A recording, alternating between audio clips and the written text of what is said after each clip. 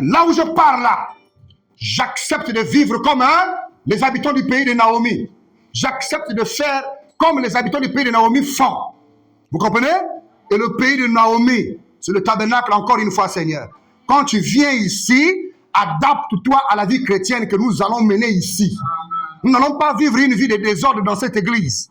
Il n'y a pas quelqu'un ici qui cherchera à draguer quelqu'un sans qu'il y ait le mariage. Si j'apprends que quelqu'un veut chercher à draguer quelqu'un ici, il sera chassé automatiquement. Ici, c'est une église où on veut que Jésus-Christ bénisse les gens de manière authentique. Ici, c'est une église de caractère. Nous voulons présenter à Jésus-Christ de vrais chrétiens. Pas de soi-disant chrétiens. Nous voulons présenter à Jésus-Christ des femmes qui savent prier. Et quand ils prient, l'onction descend. Vous comprenez? Nous ne voulons pas être comparables à d'autres églises. Quand on prie, on ne sent rien. Quand on veut faire ceci, ça ne marche pas. Ça ne se passera pas ici. Mais nous avons juré de présenter à Jésus-Christ de vrais chrétiens qui ont la crainte du Seigneur. Et quiconque vient pour faire la blague, Dieu va s'occuper de lui. Vous comprenez? C'est qu'on doit être sérieux et sincère en venant servir Dieu ici. Parce que pour l'obtenir, ce n'est pas facile. Hein? Ce n'est pas facile pour avoir la grâce de Dieu. Et quand la grâce de Dieu vient dans ta vie, il faut savoir comment le garder. Je n'accepterai pas, je ne permettrai pas que quelqu'un ici cherche à tuer l'onction qui est en moi. Jamais! Les garde-fous ont été positionnés. Dès que je te détecte, tu es averti. Tu n'écoutes pas, je donne l'ordre qu'on te tape ça. Vous comprenez? Attention! Il y a pasteur et pasteur. Il y a des pasteurs, ce qu'ils demandent à Dieu de faire, Dieu va le faire.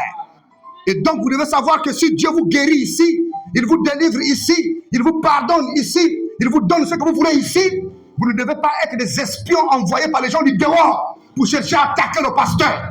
Vous croiserez celui que vous n'avez jamais croisé. Vous comprenez? Et donc, ce n'est pas une église de la blague. Mais nous sommes ici pour relever le défi. Nous voulons planter un arbre. Parce qu'on a un père qui a planté des drapeaux partout. Et Jésus lui a accordé le succès. Nous aussi, nous suivrons les mêmes traces. Et l'ange qui a marché avec les grands hommes là, l'ange qui a marché avec les prophètes de Dieu, le même qui est là-bas sur la tête de ce grand homme de Dieu là, il est ici avec nous. Et nous n'allons pas l'attrister pour faire plaisir à quelqu'un ici. Vous devez vous engager à prendre une décision comme Ruth. Nous avons aujourd'hui des gens qui ont décidé de servir Dieu. Vous voyez ce frère, Julien, il est venu une fois à l'église. Le même jour qu'il est venu, il prend la décision de prendre le baptême.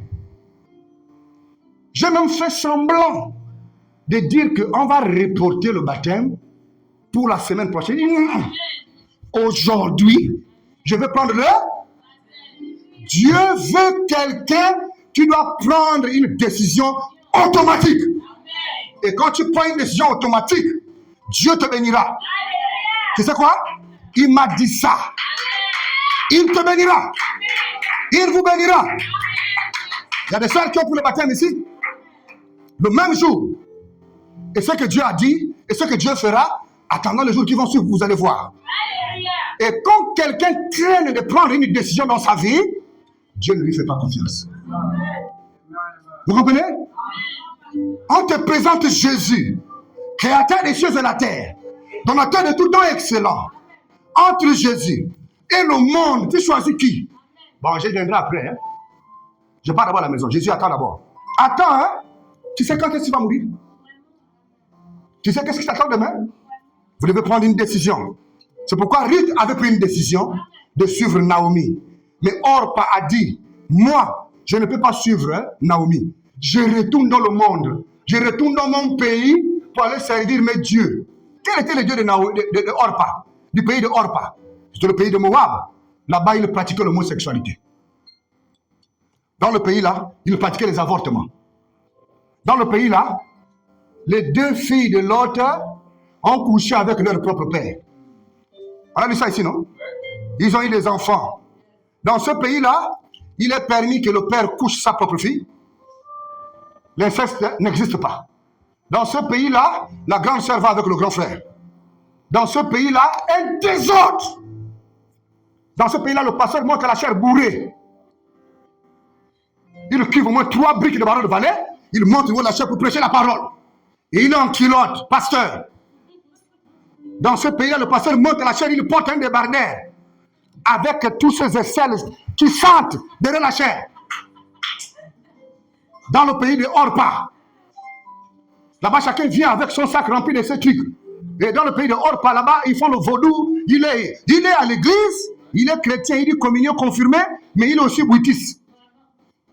Il a aussi une carte de membre, franc-maçon. Il a une carte de membre, rosicrucien. Il a une carte de membre, christianisme céleste. Il est chrétien à l'église. On ne comprend pas quelle forme de vie tu es. Tu es qui exactement? On ne connaît pas. Vous comprenez? La Bible dit, tu ne choisiras pas 2 lièvres à la fois, 2 maîtres à la fois. Tu prendras un et tu haïras l'autre. Vous savez, vous devez avoir un but pour lequel vous devez venir à l'église. Et c'est la décision que tu prends que Dieu voit. Et c'est la décision là que Dieu va oindre et que Dieu mettra la puissance. Hein, vous comprenez ça?